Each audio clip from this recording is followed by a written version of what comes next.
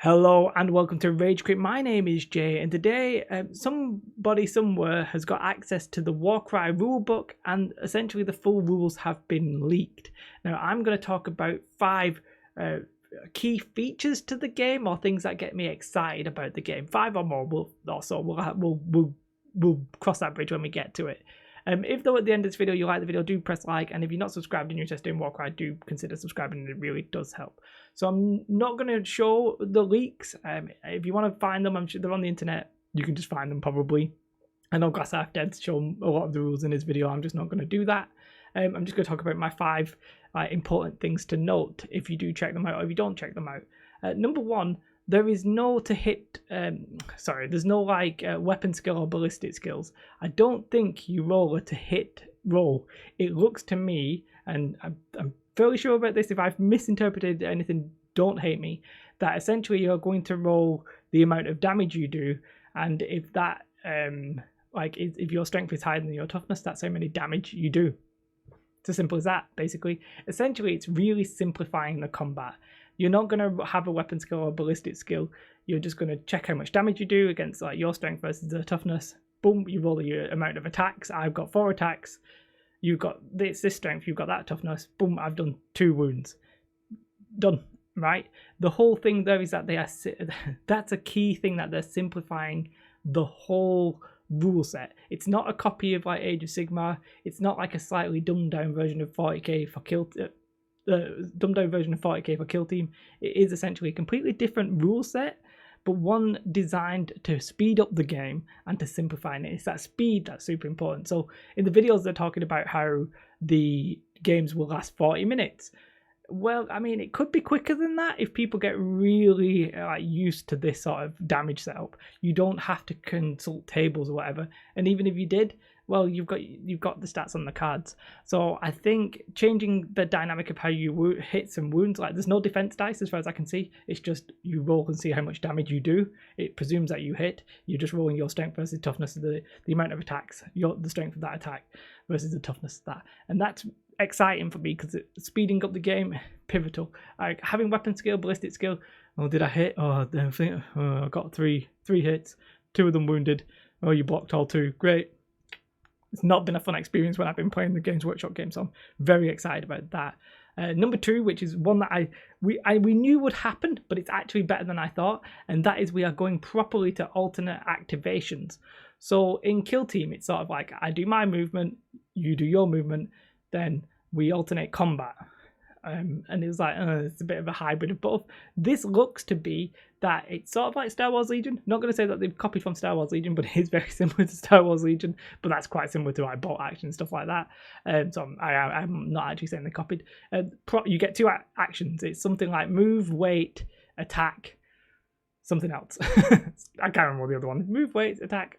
I don't know, but you can sort of stand by, you can move, and you can attack, and you can do any combination of the 2, I think. So you can move, attack.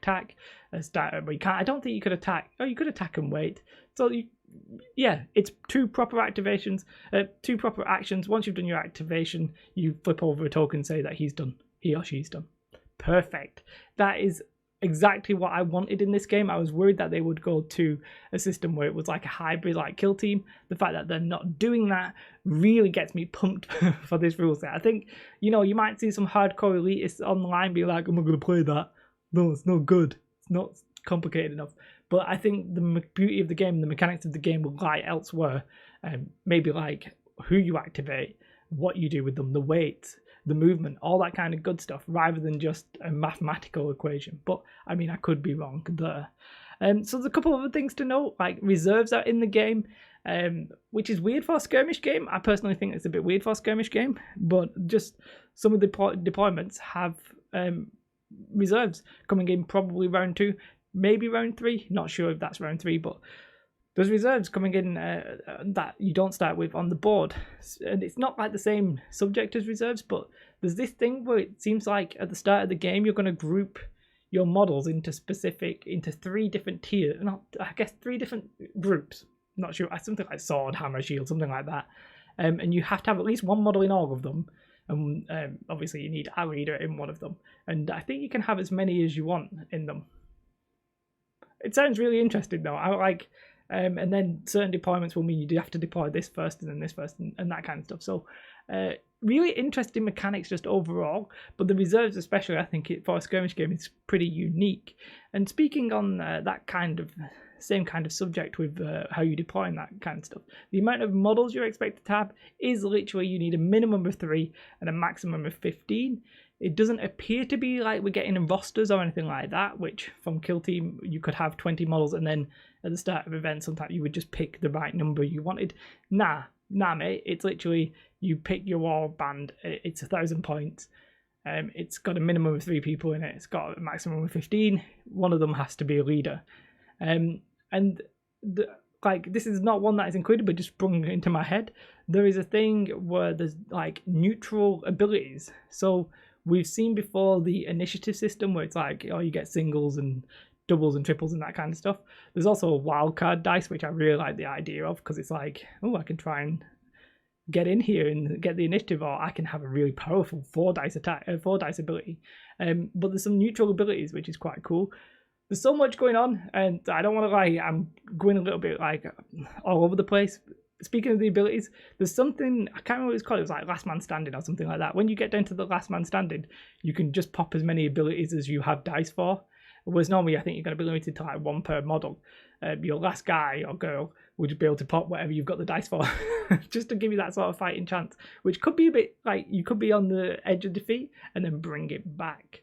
Now, all of this sounds interesting, but what I really like about this game so far is, yes, there appears to be a detailed campaign system. Fine, right? Fantastic. We all knew they'd build it as that.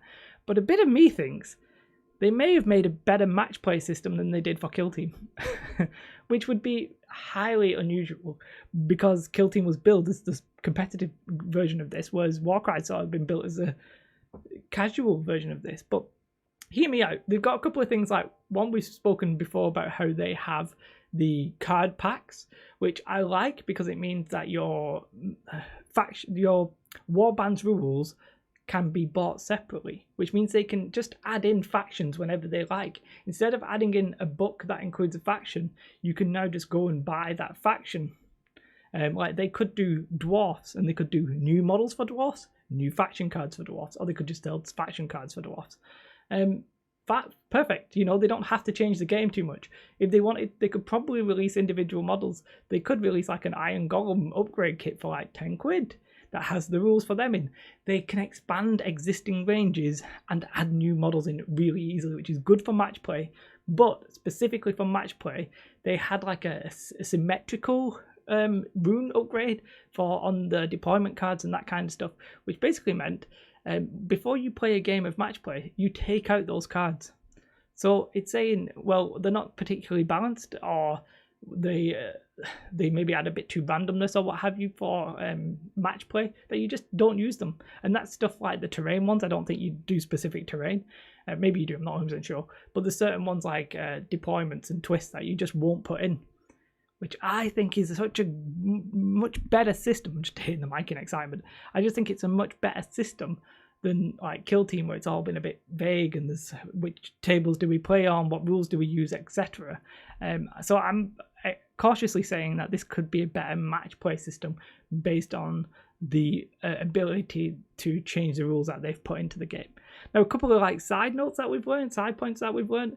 There's treasure, which I think is going to be a campaign only thing. I'm not 100% sure. I didn't see confirmation of this, but there's like instead of they're like objectives, except you pick them up and the treasure. So I'm not 100% sure what they will do. There are also neutral beasts.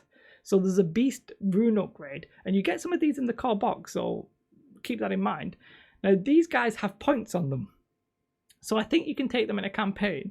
I doubt you can take them in competitive like match play, because they don't have the same faction symbol as your dudes like the Iron Golems. They've got this like chaotic beast thing. Now it appears to be that instead of activating one of your models, you could activate one of them instead, which is interesting. I don't know if they'll actually ever make it to match play, because they may only be on the symmetrical cards that are excluded, but it's just one thing to note in there that they have like this sort of like neutral NPCs in the game, a little bit like Fallout Wastelands. They have them All Out War the Mantic Walking Dead game, they have that kind of stuff. Just really interesting to know. So that's 5 and a little bit more random key features of the Warcry rules. Obviously, you know, the rules have essentially been fully leaked, pretty much. If you want to sit there and read them all, I tried to read them all, but you're reading like bits and bobs, and I didn't want to like digest it. I would much prefer to get the book in my hands. But those are the things that I've picked out from my first read through. Let me know if you've picked anything that like really important that I just missed. Whack that in the comments below, and I'll definitely go check that out. All in all, I'm very optimistic about the rule set. I think it's looking fantastic. We will be seeing battle reports this weekend when they go pre-order. There's going to be channels that do bat reps of that kind of stuff, and we'll see how this all actually factors into a game of Warcry. But yeah, let me know if I've missed anything. Let me know what your thoughts on my like 5 key features of the rule set are. Yeah, like and subscribe if you're interested in this kind of stuff. That's it, guys. Have a most beautiful day, and goodbye.